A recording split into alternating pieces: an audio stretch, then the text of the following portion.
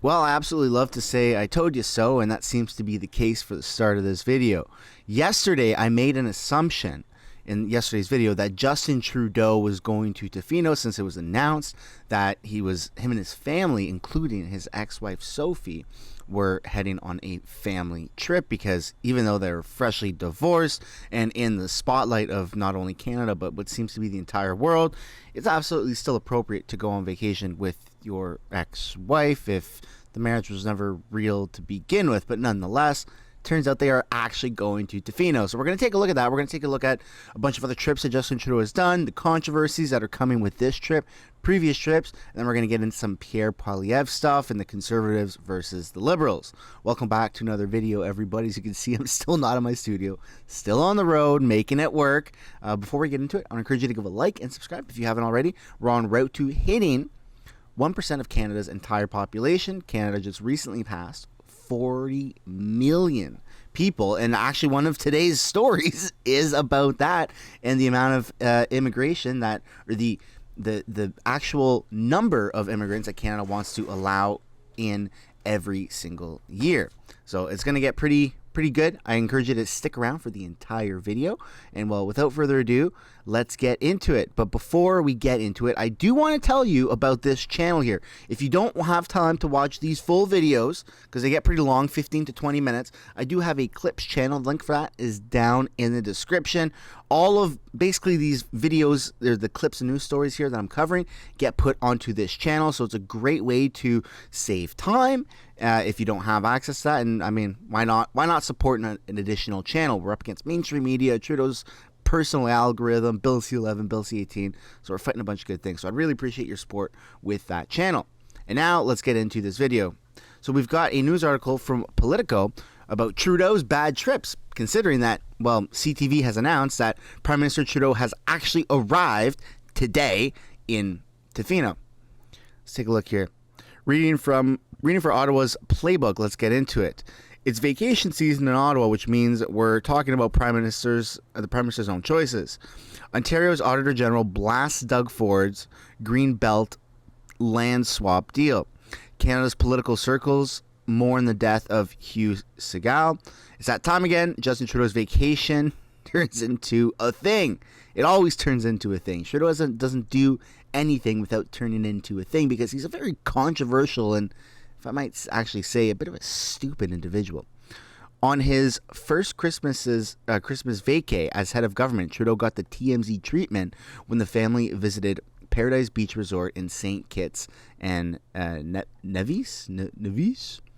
The next year, he and his entourage landed on a private island in the Bahamas owned by the Aga Khan, a close personal friend. Then ethics commissioner would later identify the ethical faceplant for what it was: an exclusive getaway with a man whose foundation lobbies government and received millions in government funding. There was also that trip to Tofino in 2021, which coincided with Canada's first ever National Day of Truth and Reconciliation.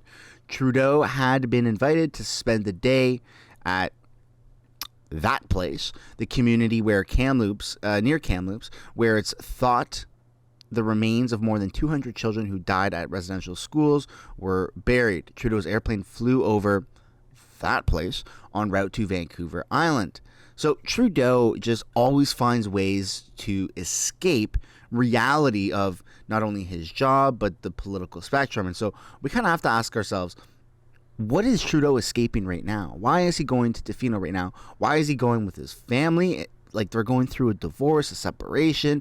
It seems very bizarre that all of these things are happening, but not normal behavior. When you get divorced, you don't spend time going on a family trip with your ex-wife. So why would he be doing that? Was the marriage never real? Was Sophie interested in Idris Elba? I don't know. These are just allegations. Is Trudeau inviting Macron or Jagmeet? I don't know. But it's important that we actually spend time dissecting it, because this is the leader of our country, which is why we're going to take a look at this video and this article. Prime Minister Trudeau is vacationing with his family on Vancouver Island this week. The Prime Minister's plane landed at Tofino Long Beach Airport just before 11:30 a.m. on Thursday. The Bombardier Challenger jet operated by the Royal Canadian Air Force left Ottawa shortly after 9 a.m. local time. Trudeau and his wife of 18 years, Sophie, announced last week that they are separating but will still plan to spend time together as a family. They also asked for privacy for the well-being of their 3 children. Trudeau faced backlash from Indigenous groups and political opponents in September 2021 after flying to Tofino on the first day of Truth and Reconciliation. Trudeau vacationed to Tofino multiple times during his tenure as Prime Minister, where he has been photographed surfing, walking on beaches, and photobombing a wedding party. That's right, I forgot about that. I actually wanted to make a specific video about that. So if you're in Tofino, expect a lot of traffic. If you're traveling to Tofino or in and around parts of the west side of Vancouver Island, it's probably going to be a shit show. And also, stay tuned. Make sure you're subscribed to this channel with post notifications, because I can almost guarantee you that anyone who sees Trudeau is going to take their phone out and start heckling him. So there's probably going to be some very beautiful and scenic heckling videos of Justin Trudeau. If you're not aware, Tofino is actually like a very specific paradise here in Canada. As somebody who lived on Vancouver Island for many years, 5 to 8 years, whatever it was, I love going into Tofino. I don't use that as an escapism for reality the way Justin Trudeau seems to do, but Tofino actually is a beautiful place. So I don't really blame him for picking Tofino over, like, no offense, but like Windsor or something. You know what I'm saying? Like, Tofino's got a beach, it's got like open ocean. It's a beautiful place. No offense, people that live in Windsor, but if you had to pick a vacation, probably wouldn't be across from Detroit. It'd be across from the open ocean. All right, let's continue with this video here from CTV. Good evening. The Prime Minister and Sophie Gregoire Trudeau made a very personal revelation today under a glaring public spotlight. They are facing something that many Canadians have had to deal with in their own lives, the breakdown of a marriage. Each released nearly identical posts on social media saying, after many meaningful and difficult conversations, we have made the decision to separate. The couple has been married for 18 years, with 8 spent leading the country. Our coverage begins with CTV's Kevin Gallagher. Sophie Gregoire Trudeau and the Prime Minister were once seen as a political power couple.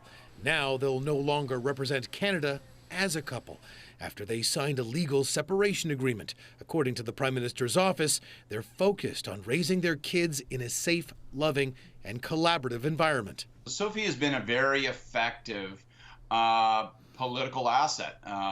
She's been a good, strong campaigner with the Prime Minister. The couple. I have to disagree cold-heartedly on that one. I personally don't know anything that Sophie has done to contribute to the political, culture here in Canada. Yeah, she's gone around and she's, stood by his side at the beginning, but it's been a very long time since she's done that. I don't even know if she's ever written any books. Has she started any foundations or charities? Like, Sophie has always been in the shadow, from my perspective, my opinion, has always been in the shadow of Trudeau. Like, she doesn't really have a voice. Never once have I stopped and watched a news clip or a video of Sophie announcing something. It's just not important. And that's probably because, well, Justin Trudeau is a very insignificant individual. And so his spouse is, well, less insignificant, as bad as that is to say, unless Sophie comes out with that expose book and just completely destroys Trudeau and his reputation and exposes a bunch of gnarly things that we all are suspicious of, then she would be relevant. But as it stands right now, Sophie has no say in anything political here in Canada. She can have her opinion, but she has no influence. And so the media trying to prop that up as a power couple just doesn't make any sense. Now, when you go to the opposite side of the spectrum and you take a look at Pierre Poilievre, well, that seems to be a little bit different because they're not in power yet. And you can see that when they start to campaign, when they're going to press conferences and things like that, they're doing it together. So they're getting it right from the get-go. And I just pulled up really quick. I mean, you see when he was sworn in as a Conservative leader of Canada, Anna was there by his side. They've gone on hikes. They've got photos with their baby. I mean, there's recent videos that Pierre has done in front of CPAC, like in grocery stores, where Anna was unfortunately stuck with a stone cold face, but she was still there by his side. So it's a very different approach that the Conservatives are taking from the Liberals. It's not so much focused on individual members of Parliament, the way the Liberals are putting all of their eggs in one basket, which is coming back to bite them in the ass. I mean, you see all the controversies. Like, if Marco Mendicino had branded himself a little bit better, if he was a nicer person, you know, with his wife or husband, however he swings, probably husband, then it just adds one more layer of humanity and relatability and kind of empathy to the person. And you're seeing that with Jagmeet. Jagmeet brings his kid to the House of Commons, which is that's kind of weird, like using his child, like changing diapers right in the House of Commons, whatever it is. That's bizarre. I don't agree with that, but having your partner by your side and both of, you know, the people that sworn a member of Parliament and the partner having some sort of influence in the, you know, in the political spectrum in our country, that's very powerful. You saw that a lot with Obama and his husband, Michelle, and he, however you want to view Michelle or Michael Obama, had a pretty big influence in American politics. And we have yet to actually see that replicated here in Canada. But I do think that the Conservative Party of Canada is doing a great job of being the next kind of Obama family. They're positioning themselves great. Their speech is great. Anna Poilievre is like multilingual. I mean, things are looking very good for the Conservatives. They're doing it right. Speaking of doing it right, I actually was able to predict that Justin Trudeau was going on this trip to Tofino. This is yesterday's video, Trudeau's divorce causes mental breakdown, where I actually bring up the article that it's suspected they're going to be going on a vacation and they didn't know where. So let's just play it out and you can hear me actually say that they're going to Tofino. Justin Trudeau and his family are vacationing in British Columbia for just over a week, the Prime Minister's office says. Probably Tofino. I doubt he's going to Whistler because ski season is not right now. The PMO is not specified. So out of an entire country or a world, I was able to guess the exact location of where Justin Trudeau would go. And he's a very predictable individual, which is, it's not me, well, it is me a little bit humbly bragging, saying I was able to guess it right. Therefore, I should probably earn your subscription, or you should consider subscribing if you haven't already, because I'm pretty accurate with, you know, my assumptions and my political analysis of Trudeau's hiding spots.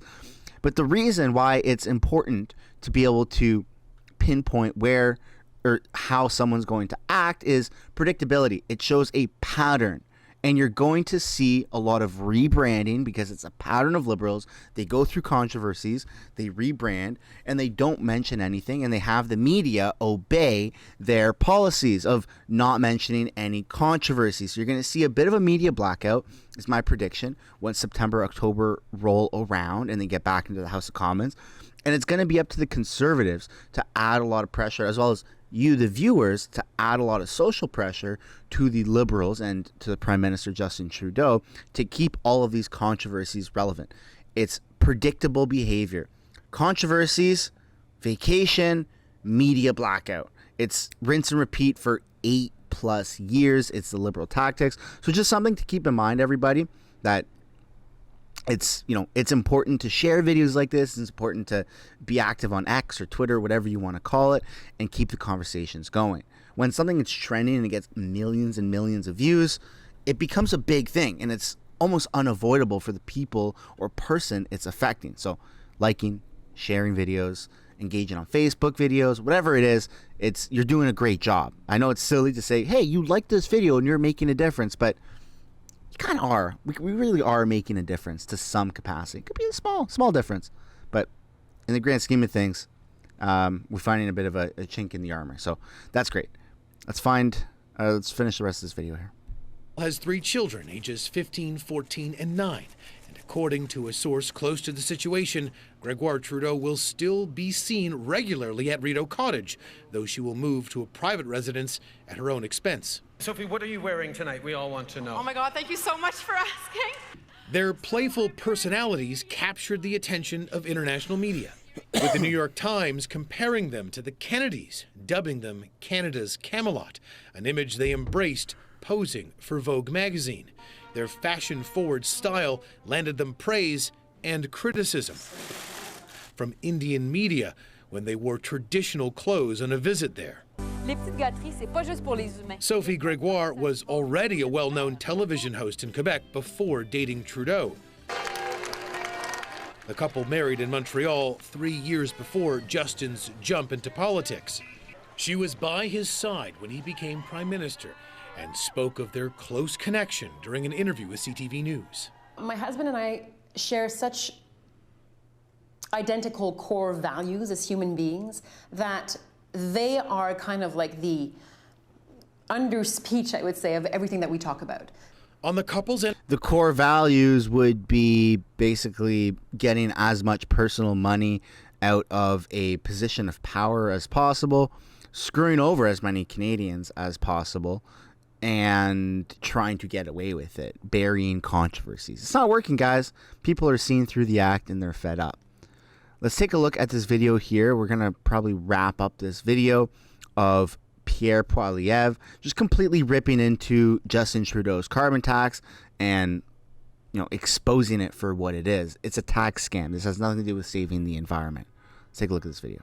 By bringing common sense back to our money, we will bring home lower prices for our people. That also includes getting rid of the carbon tax, the inflationary carbon tax. This government has brought in a 14-cent a litre carbon tax, which has increased the cost of living for everyday Canadians without benefiting the environment. Today, the Prime Minister went so far as to claim that the carbon tax would mean fewer forest fires, something that is utterly contrary to the basic science and basic reality. His carbon tax has not been able to reduce emissions, far be it able to eliminate forest fires, Madam Speaker. The way that we combat climate change is with technology and not taxes. It is by, it is by lowering. Yes, it is real.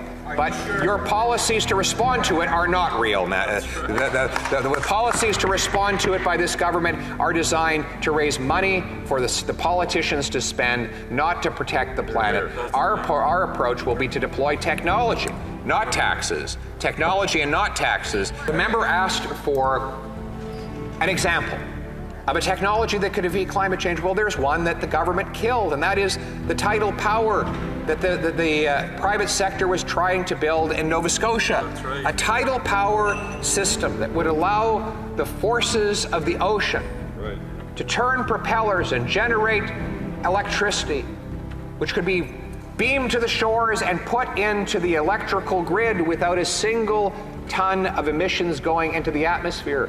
What could stop such a common sense idea from happening? Why? The federal government could stop it. By imposing 6 years of delays through Fisheries and Oceans Canada, without even proving that a single solitary fish or frog would lose its life, they managed to kill this common sense idea and prevent Nova Scotians from powering their electrical grid with the forces of the seas, Madam Speaker. Under my government, we will greenlight green technology, allow for our brilliant engineers to invent the technology that will bring about cleaner, greener, and more affordable electricity. That's why people very much like and appreciate Pierre Poilievre. He's a common sense person, bringing common sense solutions to the table. And I know that I did at the beginning of the video promise a additional story about immigration here in Canada. Fortunately, we've run out of time, but this is basically what I was going to show. Canada absolutely can't build more houses without more immigrants, minister says. And I wish we had more time to cover that story right now, but that'll have to wait till another day. That's where we're going to end the video. I'd love to know what you guys think down below in the comments about any of the topics that I've covered. Thanks so much for watching. Don't forget to give a like and subscribe if you haven't already, and I will see you all in the next one. Bye for now.